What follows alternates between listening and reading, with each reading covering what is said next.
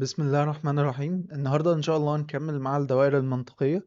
في المرة اللي فاتت كنا وقفنا عند اللي هو إزاي الكمبيوتر بيعمل العمليات الحسابية، واتكلمنا إن هو بيقدر يخزن الأرقام أو أي قيمة بشكل عام من خلال واحد وصفر، وده بيتمثل بإن هو سلك مثلا في كهرباء أو مفهوش كهرباء، لأن هو في الأول وفي الآخر الكمبيوتر هو عبارة عن دايرة إلكترونيات.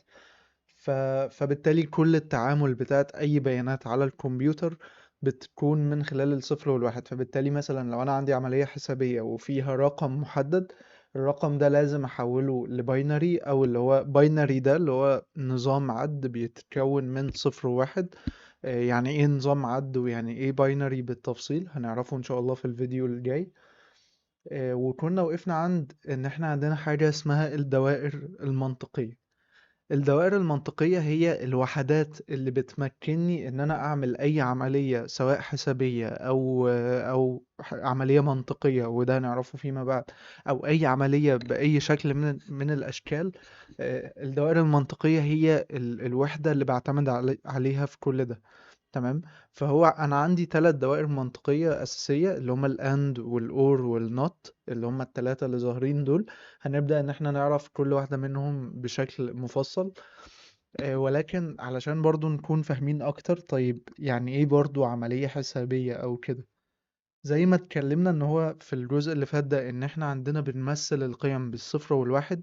فبالتالي لو انا عايز اجمع مثلا 125 زائد رقم تاني او كده، فانا بالتالي مش هجمعهم بالقيمة العشرية اللي هي 125، لا انا هجمعهم بالقيمة اللي هي الثنائية اللي هي صفر وواحد بس. فبالتالي الدوائر المنطقية دي بتمكنني ان انا اعمل عمليات على الصفر وواحد. تمام. طيب ازاي بعمل العمليات على الصفر والواحد بالدوائر المنطقية؟ ده هنعرفه الفيديو الجاي. دلوقتي هنعرف الدوائر المنطقية دي ايه الثلاث دوائر المنطقية الأساسية، وكل واحدة منهم عبارة عن ايه. الدايرة المنطقية الأولى هي الأند جيت. الأند هي عبارة عن دايرة منطقية من اسمها كده إن هي بتجمع لي سلكين مع بعض، أو إن هو بتكون بقدر إن أنا من خلال الأند جيت دي إن أنا أحصل على قيمة أشبه بضرب رقمين في بعض شوية. يعني احنا الأند جيت دي بيكون داخل لها قيمتين اللي هو اكس واحد واكس اتنين مثلا، وطالع منها قيمة أساسية هي الواي. قيمة الواي بتعتمد بشكل أساسي على الاكس واحد والاكس اتنين. فلو احنا مثلا عندنا ان هو القيمة بتاعت الاكس واحد بصفر والاكس اتنين بصفر، فبالتالي القيمة بتاعت الواي هتكون بصفر. لو عندنا الاكس واحد بصفر والاكس اتنين بواحد، الواي بتكون بصفر برضو.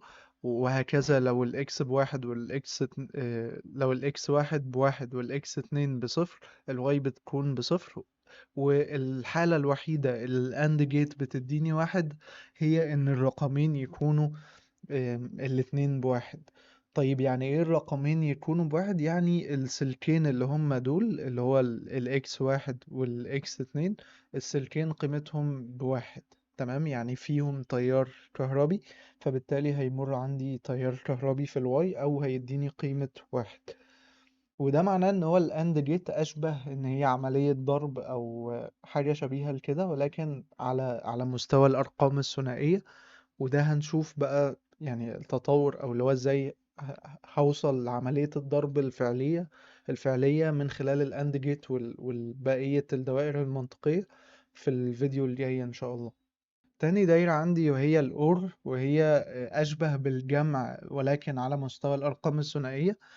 الأور برضو بتاخد اتنين مدخلات اللي هو اكس واحد واكس اتنين مثلا، أو سلكين مدخلات، وبتخرج لي سلك واحد أو اللي هو نتيجة واحدة اللي هي الواي. زي ما قلنا إن هي أشبه بالجمع، فبالتالي الأور لو داخل لها صفرين هتكون صفر عادي، لو داخل لها صفر وواحد هتديني واحد، أو واحد وصفر هتديني واحد. لو داخل لها اتنين واحد برضو بتديني واحد. طيب ازاي بتديني واحد هنا لو هي اشبه بالجمع؟ ده لان هو يعني انا بقول اشبه بالجمع، مش المقصود بيها جمع بالظبط، لا هي بتكون اللي هو يعني هي من اسمها ان هي اور.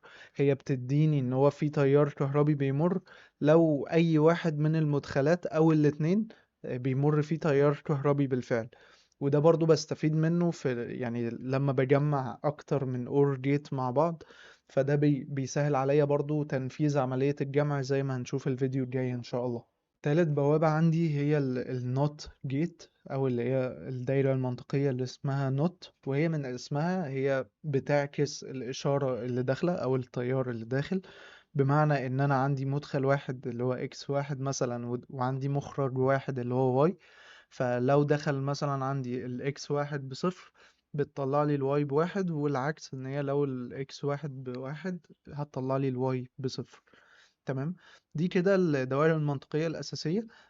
واحنا كده نكون خلصنا مقدمة عن الإلكترونيات والدوائر المنطقية في الكمبيوتر.